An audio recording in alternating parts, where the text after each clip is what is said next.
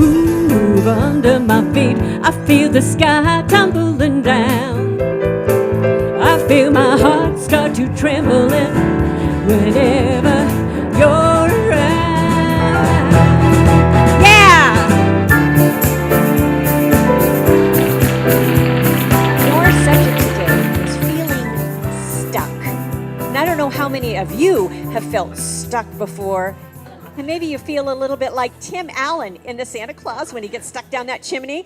I need a little help down here. Or maybe one of my favorite life philosophers, Charlie Brown, when he says, ah!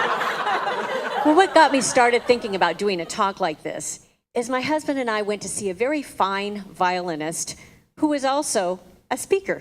And this was his story.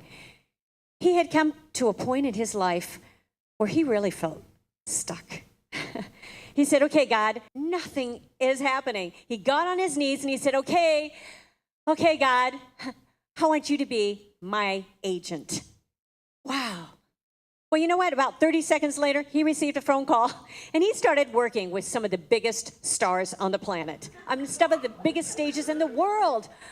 Whoa. Well, I walked away from that thinking, how come I'm still like feeling sort of stuck in my life? Elton John hasn't given me that call saying, you know, Deb, my chops aren't what they used to be. Can you open for me for 2 years in Vegas? I could play all of his songs.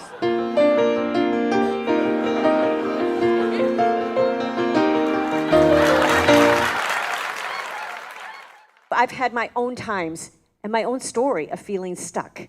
And I had 1 year especially where so many things happened. It was the summer of 2011, and I was launching one of my musicals. Now, I've written 3 musicals for the stage, and to launch them takes an incredible amount of work, usually about 5 years of preparation time, 5 to 7. And this was a large one. It was called Tsarina.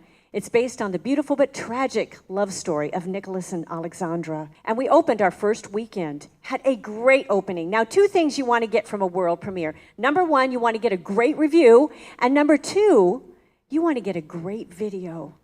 Well, our first weekend, we had a reviewer come out and we had a great review. And the theater manager comes up to me and says, oh, Deb, you know what? Something's happened. There's a little politics going on between the theater and the city, and I forgot to tell you about this, but you need to leave the theater right away because they've red tagged the theater. They've what?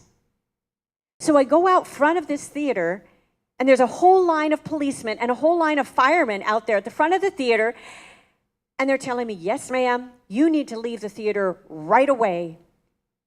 And if you and your cast don't leave, we'll cite everyone with a misdemeanor. What? Well, that was a moment where I was feeling stuck. I'm all alone. I'm feeling like, okay, God, where are you? I need a little help down here. Well, I love the story of Oscar Pistorius. Now, Oscar was the South African runner that ran on carbon fiber legs, and they're called cheetahs. At the age of 16, he started running. He loved to run, and his life goal was to qualify and run in the regular Olympics. Well, I got to see that race. I don't know how many here got to see that race, but what a joy it was to see him run that race. After the end of that race, the winner, Kirani James, exchanged name badges with Oscar.